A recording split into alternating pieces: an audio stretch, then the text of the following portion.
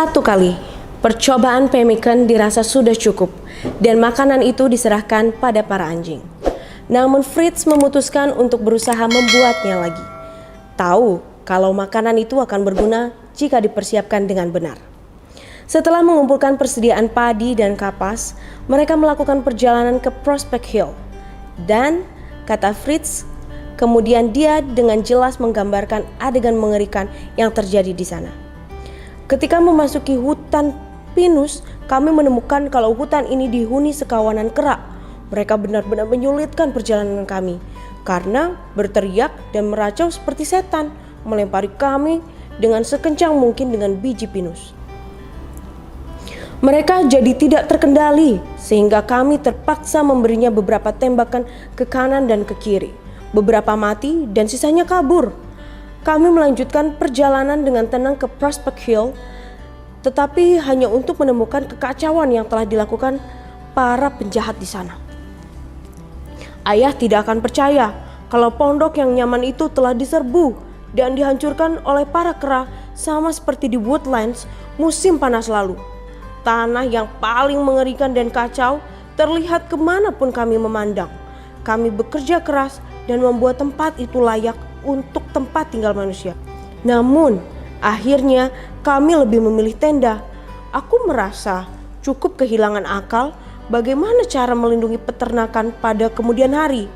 Tapi saat melihat sebuah botol karet beracun dari euphorbia di dalam peti peralatan, aku merancang sebuah rencana pemusnahan para kera yang bisa berhasil melampaui harapanku.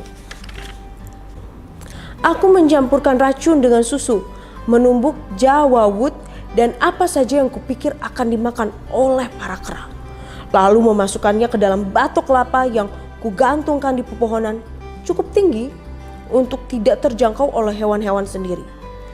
Malam harinya tenang dan indah.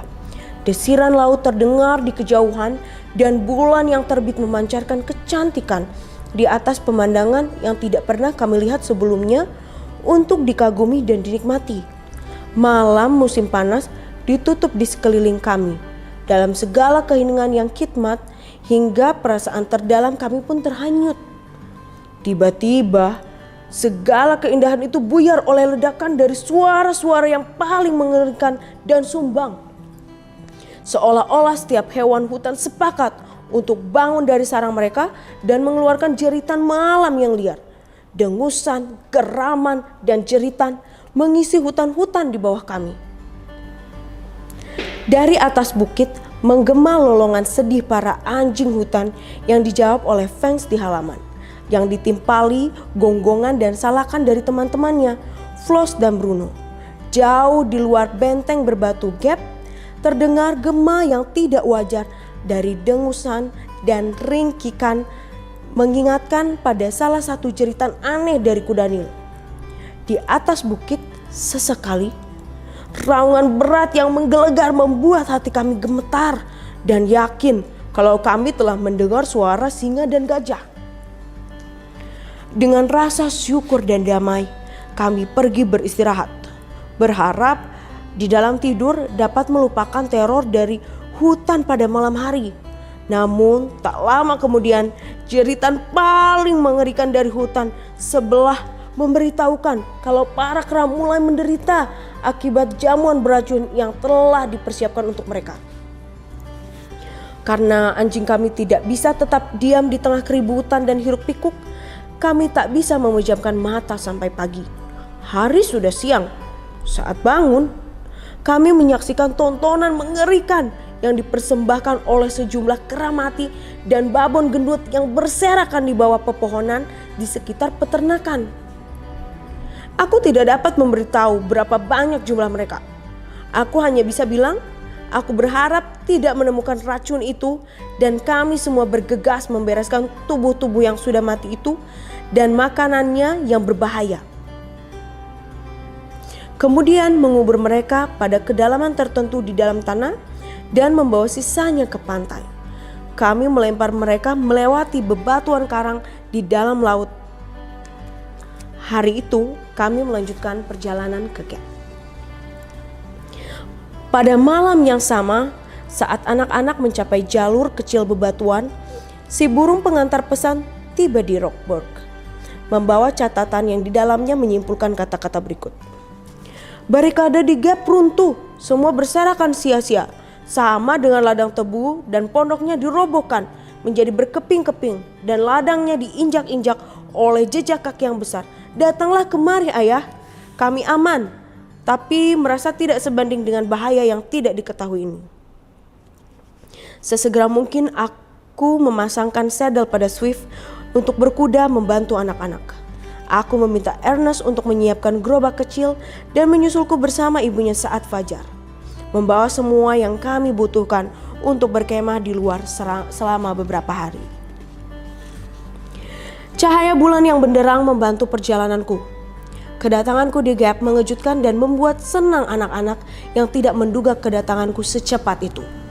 Pagi-pagi sekali, keesokan harinya, aku memeriksa jejak kaki dan kerusakan yang ditimbulkan oleh sesuatu yang tidak diketahui sama sekali. Tidak diragukan, ladang tebu telah dikunjungi oleh seekor gajah. Hewan besar itu sendiri mampu meninggalkan jejak dan melakukan perusakan yang mengerikan. Pos-pos kuat yang dibarikade telah dipatahkan melintang seperti gelagah. Pepohonan di sekitar tempat kami berencana membangun sebuah rumah musim panas yang teduh, dedaunan dan cabang-cabang rontok menjadi tumpukan yang menjulang. Tetapi kejahatan terparah yang dilakukan terjadi di antara tumbuhan batang tebu muda. Semua dilahap, diinjak-injak dan hancur. Tampak bagiku kalau bukan hanya seekor gajah, melainkan kawanan gajah yang telah menyerbu tanah kami. Jejaknya sangat banyak dan terdiri dari berbagai ukuran. Namun yang membuatku puas, aku melihat kalau mereka bisa dilacak, tidak hanya dari gap, tetapi juga dari jumlahnya yang setara. Oleh karena itu kami berpendapat, mereka tidak bersembunyi di dalam hutan-hutan wilayah kami. Aku berkesimpulan, setelah penyerbuan perampokan ini, mereka telah mundur ke belantara asli mereka. Dengan melakukan peningkatan kekuatan benteng, kami berharap selanjutnya bisa memaksa mereka tinggal. Kami segera membuat banyak rencana. Sambil duduk di depan api unggun besar, kami berbincang dan aku mendengarkan detail petualangan mereka yang sangat banyak. Mereka bercerita dengan penuh semangat, sementara aku mendengarkan semuanya.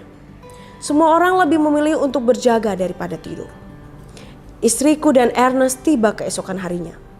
Dia bersuka cita menemukan semuanya baik-baik saja, dan dengan riang menapak ladang dan menginjak-injak batang tebu karena anak-anak selamat dengan tubuh segar bugar. Skema sistematis pertahanan saat ini telah dikembangkan, dan pembangunan barikade menyibukkan kami selama paling tidak sebulan, karena bangunan ini harus kokoh dan tahan lama, tahan melawan segala invasi. Karena tenda kecil kami tidak sesuai untuk tempat tinggal jangka panjang semacam ini, aku mengadopsi ide Fritz mengenai tempat tinggal kaum Kamchatka dan hal ini membuatnya sangat senang. Fritz segera melaksanakan ide itu. Alih-alih mendirikan 4 pos untuk menempatkan podium, kami memilih 4 pohon dengan ukuran yang sama yang kebetulan tumbuh benar-benar dalam sebuah persegi dengan tinggi 4 atau 5 meter yang berjauhan. Di tengah-tengahnya, sekitar 7 meter dari tanah, kami letakkan lantai dari balok dan bambu, papan yang lembut dan kuat. Sementara itu, di setiap 4 sisinya dipasang dinding-dinding tebu, kerangka atap ditutup dengan kepingan-kepingan besar kulit kayu sehingga hujan tidak dapat menembusnya. Tangga ke pondok pohon itu hanyalah sebuah papan yang lebar dengan barbar dipaku melintang. Lantainya dibuat menonjol seperti sebuah balkon di depan pintu masuk, dan di bawah, di tanah, kami membangun kandang-kandang untuk ternak dan unggas. Berbagai hiasan bergaya Cina atau Jepang ditambahkan untuk atap dan lis atap. Pondok yang paling nyaman, teduh dan indah tergantung dan dihiasi oleh dedaunan pepohonan yang anggun adalah hasil dari kecerdasan kami. Aku merasa senang menemukan bahwa berbagai jenis burung yang diambil oleh anak-anak selama wisata terlihat mulai berkembang. Burung-burung itu merupakan penghuni pertama dari kandang baru. Bahkan angsa-angsa hitam dan bangau-bangau segera jadi jinak dan akrab. Selama menjelajah hutan, anak-anak sering menemukan penemuan-penemuan baru.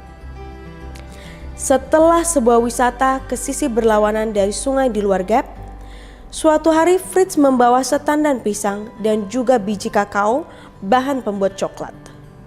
Pisangnya, meskipun makanan berharga dan bergizi bagi para penduduk pribumi negeri tropis, tempat mereka tumbuh, tidak disukai secara umum oleh orang-orang Eropa.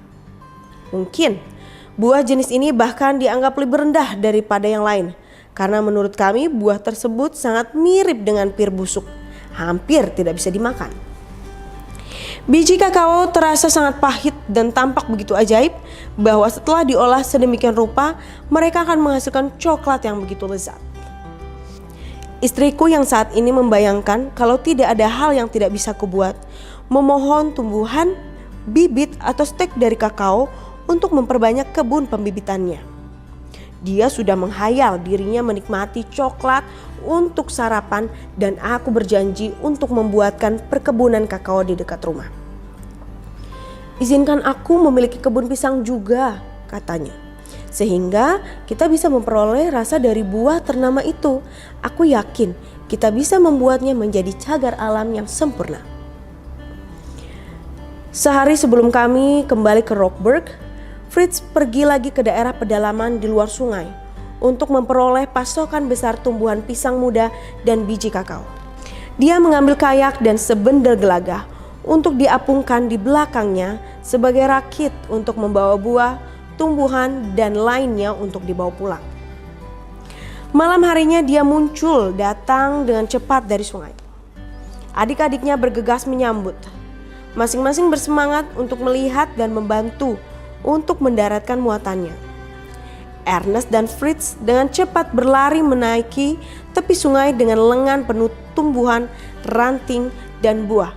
Saat Fritz menyerahkan tas basah yang menetes-netes yang telah dibawanya setengah bagian di dalam air kepada Jack. Suara berketepuk yang aneh terdengar dari dalam tas ini. Tetapi mereka tetap menjaga rahasia isi tas itu untuk saat ini. Jack berlari dengan tas itu ke belakang semak sebelum mengintip ke dalamnya, dan aku hanya bisa mendengarnya berseru, "Hulo, coba tebak monster apa ini? Ia cukup bisa membuat tubuh seorang kawan menggigil karena melihatnya." Dengan kalimat itu ia bergegas menutup tas dan menyimpannya dengan aman, tak terlihat di dalam air. Setelah mengamankan kayak, Fritz melompat-lompat ke arah kami. Wajahnya yang tampan berseri-seri dengan gembira saat memamerkan seekor unggas air yang cantik. Bulunya berwarna ungu merah dan bagian punggungnya berwarna hijau tua. Kaki-kakinya, kaki dan sebuah tanda di atas paruhnya berwarna merah terang. Burung cantik ini kusimpulkan sebagai ayam jantan sultan yang digambarkan oleh Buffon. Karena hewan ini jinak, kami dengan senang hati menerimanya di antara hewan peliharaan kami. Fritz bercerita tentang perjalanan eksplorasinya yang telah membuat perjalanan jauh di sungai, di antara daratan subur dan hutan-hutan yang megah dari pepohonan yang sangat tinggi, tempat pekikan sejumlah besar burung, beo, merak, guinea fowl, dan ratusan lagi yang tidak diketahuinya. Cukup membingungkan dan membuatnya pusing.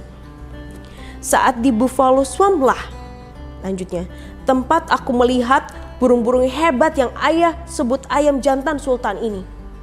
Dan aku menetapkan hati untuk menangkap satu ekor hidup-hidup. Karena mereka tampak sedikit takut dengan kedatanganku, aku memasang perangkap. Selanjutnya, aku melihat sekelompok pohon mimosa di antara sekelompok massa yang hitam dan besar bergerak dengan tenang dan berhati-hati. Coba tebak mereka itu apa? Penduduk pribumi? Tebak Franz dengan penuh rasa takut. Beruang hitam, aku berani bertaruh, jerit Jack. Kata-katamu menimbulkan pemikiran dalam benakku suatu sikap dan penampilan dari para gajah, kata Ernest. Benar sekali, kau profesor, seru Fritz dengan riang. Kata-kata itu menyedot perhatian seluruh keluarga.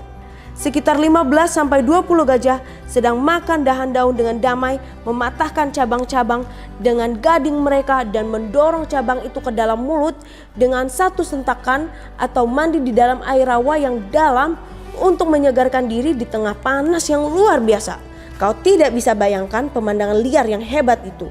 Kemudian sungainya menjadi sangat luas. Aku merasa aman dari hewan-hewan liar dan lebih dari sekali melihat jaguar besar mendekam di tepi sungai. Kulit mereka yang mengkilap berkilau di dalam cahaya matahari. Sementara mempertimbangkan apakah aku akan cukup nekat untuk mencoba menembak salah satu makhluk itu, tiba-tiba aku merasa yakin kalau kebijaksanaan adalah bagian yang lebih baik daripada keberanian. Aku pun mendorong kanoku ke dalam arus pusat yang dengan cepat membuat kano menuruni sungai. Tepat di hadapanku, di dalam tenang dari teluk yang terlindungi tempat aku mengapung dengan tenang, muncullah air mendidih yang ganas. Gelembung-gelembungnya menimbulkan keributan dan seketika itu juga aku terpikir sebuah mata air panas akan menyembur keluar. Alih-alih menyembur, muncul kepala yang mengerikan dan rahang yang menganga dari kuda Nil yang dengan dengusan parau menyeramkan tampak menyerangku. Aku tidak menunggu sampai melihat keseluruhan tubuhnya. Pemandangan sekilas dari mulutnya yang sangat lebar dan deretan taring yang putih mengkilat sudah cukup. Tetap menghadap ke depan, kataku pada diriku sendiri. Kemudian meluncur di sungai seperti panah. Tidak berhenti sampai belokan di sungai membawaku melihat Gap. Tempat sekali lagi aku merasa aman. Dan dengan senang hati berjalan pulang kepada kalian semua. Penggambaran ini menjadi suatu daya tarik yang mendebarkan untuk kami. Membuktikan keberadaan suku dari hewan yang paling besar di luar penghalang bebatu yang menjadi pertahanan kami dalam cara yang begitu mujur di wilayah yang kecil dan subur di mana ditetapkan menjadi tanah kami. Selama kepergian sang petualang, kami telah menyibukkan diri dalam pembuatan persiapan keberangkatan. Semuanya dibungkus dan siap pada pagi hari setelah dia kembali. Setelah ragu-ragu sejenak, aku mengabulkan permintaan besarnya ingin kembali ke laut dengan kayak mengitari Cape Disappointment dan bertemu dengan kami di Rockburg. Dia sangat tertarik untuk memeriksa skema pantai dan tebing-tebing kasar teluk yang dipenuhi oleh sekawanan besar unggas laut dan burung pemangsa. Sementara banyak jenis semak dan tumbuhan yang sampai saat ini tidak kami kenal yang tumbuh di retakan dan celah bebatuan karang, beberapa dari mereka menyebarkan aroma yang kuat. Di antara spesimen yang dibawanya, aku mengenali tumbuhan caper dan sebuah semak yang aku yakin merupakan tumbuhan teh dari Cina. Ini menghasilkan bunga-bunga putih yang sangat cantik dan dedaunan yang mirip dengan myrtle. Perjalanan darat kami berlangsung lancar tanpa suatu kejadian atau petualangan apapun. Jack, seperti biasanya menunggangi Harry, si burung unta, membawa tas misterius yang basah dengan sangat hati-hati di sampingnya. Pada saat tiba di dekat rumah, dia berlari dalam kecepatan luar biasa di depan kami. Dia menuruni jembatan tarik dan kami tidak melihatnya sama sekali mencapai Rockburg. Dia mulai dengan tenang kembali dari rawa, di mana sepertinya dia pergi untuk menyimpan benda lembab rahasianya, sebagaimana Franz menyebutnya. Kami semua senang kembali ke tempat tinggal kami di dalam hunian yang besar dan nyaman. Kewajiban pertamaku adalah mengurus sejumlah besar burung yang saat ini menjadi milik kami dengan menempatkan mereka di lokasi yang sesuai. Tidak mungkin rasanya untuk mengurus mereka semua sekaligus di halaman unggas. Oleh karena itu, beberapa dari mereka dibawa ke pulau-pulau. Dan si angsa hitam, bangau demoiselle, dan oleh karena itu, beberapa dari mereka dibawa ke pulau-pulau. Dan si angsa hitam, bangau demoiselle yang anggun, dan perolehan terbaru kami ayam jantan sultan yang tampan segera menjadi penyempurna rumah rawa, menjadi tambahan besar untuk daya tarik di lingkungan sekitar Safety Bay. Para Bustard tua adalah peliharaan yang paling jinak di antara peliharaan berbulu kami. Tidak pernah melewatkan waktu makan. Mereka tidak pernah absen saat kami makan siang atau makan malam di udara terbuka. Menjelang malam saat kami duduk di beranda mendengarkan cerita Fritz mengenai perjalanannya menggitari Cape, sebuah suara gemeraung yang tidak biasa terdengar dari rawa, mirip dengan lenguhan marah dari seekor banteng. Para anjing menggonggong dan keluargaku pun menjadi gempar. Namun terlihat tatapan yang cukup lucu di dalam mata Fritz saat dia berdiri menyandarkan pada satu pilar beranda menyaksikan Jack yang dalam kebingungan berlari menuju rawa. "Kembali kau bocah bodoh," pekik ibunya. Anak itu tidak punya apa-apa selain pistol dan berlari sendirian untuk menghadapi sesuatu yang tidak diketahuinya. "Mungkin," kataku, melihat ke arah Fritz. "Ini bukanlah kasus yang membutuhkan penggunaan senapan. Yang kita dengar itu mungkin saja suara nyaring dari sejenis burung." "Ibu tidak perlu khawatir," kata Fritz. "Jack tahu apa itu. Hanya saja suara nyanyian pada malam hari yang menawan itu membuatnya terkejut dan aku membayangkan dia akan memamerkan barang-barangnya sebelum mereka mencapai sempurna. Ya, ini dia." Menyeret benda lembab rahasia bersamanya, Jack bersemangat dan terengah-engah menghampiri kami dan berseru, "Mereka harus tumbuh sebesar kelinci sebelum kau melihat mereka. Memalukan. Aku tidak pernah menduga mereka akan bertengkar seperti itu. Sekarang," mengeluarkan dari tasnya, "ini Grace dan ini Beauty." Dua katak yang sangat besar berguling dengan canggung di tanah dan kembali pada kaki mereka, duduk berjongkok di depan kami, menggembung dan membesar dengan suasana menggelikan yang menghina martabatnya, sementara gelak tawa menyambut dari segala sisi. "Nyonya dan Tuan, ini adalah dua spesimen muda terkenal dari katak jantan Afrika yang sangat gagah," kata Jack, berpura-pura tersinggung pada campuran antara jijik dan geli disebabkan oleh tampilan mereka. "Mereka masih setengah tumbuh. Aku berharap untuk menjaga mereka dalam pengasingan sampai mereka mencapai ukuran penuh.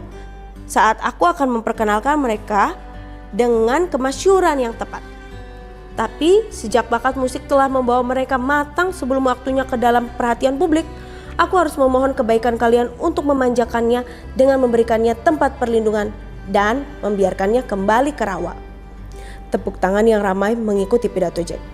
Grace dan Beauty diperiksa, dikomentari dengan banyak minat dan diputuskan dengan tegas bahwa mereka tampan dalam cara mereka. Secara keseluruhan warna coklat kehijauan, belang-belang dan ternoda dengan warna coklat kemerahan dan kuning. Sisi-sisinya hijau dan hitam, bagian bawahnya berwarna kuning dengan titik-titik oranye. Kedua matanya sungguh indah. Kaya dengan warna chestnut, ditutupi dengan titik-titik emas putih yang bersinar dengan kilau metalik. Kulit tubuhnya mengerut ke dalam lipatan membujur. Dengan kesepakatan bersama mereka dibawa kembali ke rawa. Segera setelah kami kembali ke Rockburg, istriku mengarahkan perhatianku pada rumah musim panas tua tersayang kami yang agak terabaikan di Falconhurst. Memohon kepadaku untuk mencurahkan waktu untuk pemugaran dan penghiasannya. Pekerjaan inilah yang paling ingin kulakukan dan kami pun pindah ke sana sesegera mungkin. Di Falconhurst, barang-barang segera disusun dengan baik dan kami membuat peningkatan besar dengan menyelesaikan beranda luas yang menyokong akar-akar pepohonan yang melengkung, yang lebih baik berlantai dan pilar-pilar sederhana dan jeruji yang menopang atap kulit kayu yang memberikan bentuk teduh yang menyenangkan. Setelah ini selesai, aku terpaksa menyetujui rencana yang sudah disimpan oleh Fritz, membangun sebuah menara pengawas dan memasang meriam di Shark Island. Setelah mengeluarkan tenaga besar, baik mental maupun fisik, bagian keahlian teknik militer sudahlah lengkap. Tiang bendera didirikan. Tempat sang penjaga pos ini bisa menaikkan bendera putih sebagai sinyal datangnya apa saja yang tidak berbahaya dari laut. Sementara bendera merah akan diperlihatkan pada saat munculnya bahaya. Untuk merayakan selesainya pekerjaan besar ini, yang telah menyibukkan kami selama 2 bulan, kami menaikkan bendera putih dan meluncurkan 6 tembakan penghormatan dari meriam.